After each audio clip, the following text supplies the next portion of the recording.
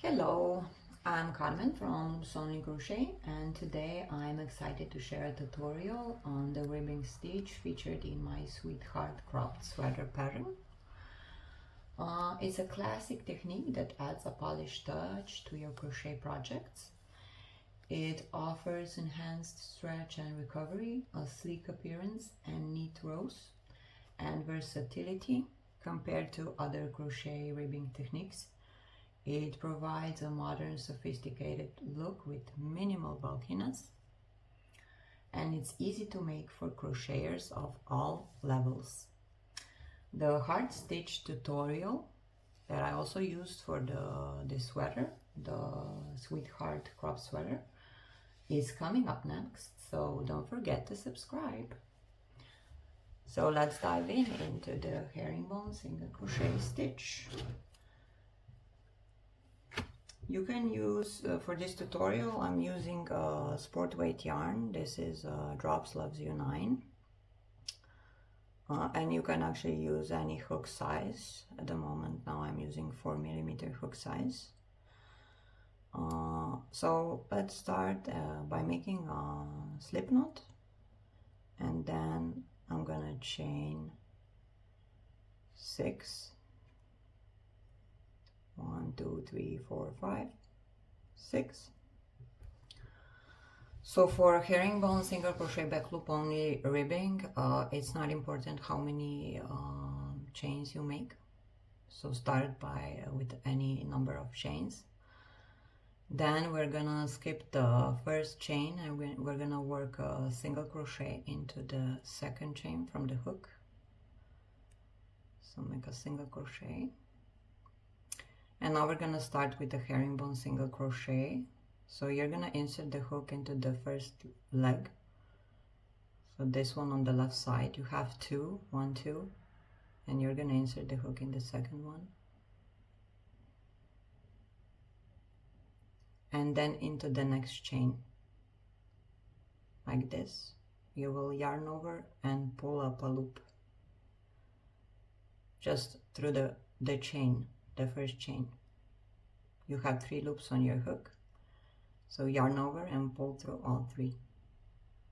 So this is the first one, and now we're gonna be working again into the last leg on the left side. So insert the hook in the next chain, yarn over and pull up a loop through this chain. You have 3 loops on your hook, yarn over and pull through 3. So let's make another one. Insert the hook into the left leg, into the next chain, yarn over and pull up a loop through that chain. You have 3 loops on your hook, yarn over and pull through all 3 loops. Now we have another one to finish. So insert the hook into the left leg and into the last chain, yarn over and pull a loop through this chain, yarn over and pull through all 3 loops on your hook. So the first row is done. For the next row, you're gonna chain 1 and turn. And now we're gonna be working into the back loop.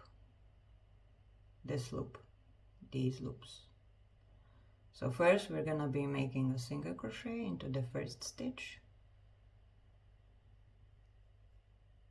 And now we're gonna insert the hook into the left leg of this stitch, the single crochet, and into the back loop of the next stitch. Yarn over and pull up a loop through this last stitch. Yarn over and pull through all 3. And you're gonna repeat this until the end of the row. So insert the hook into the left leg and into the back loop of the next stitch. Yarn over and pull up a loop. Yarn over and pull through 3. So insert the hook into the left leg, into the back loop of the next stitch. Yarn over and pull up a loop. Yarn over and pull through all 3. let's just make another one.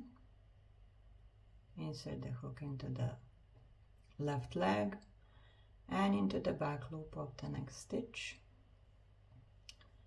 Yarn over and pull up a loop, yarn over and pull through all 3.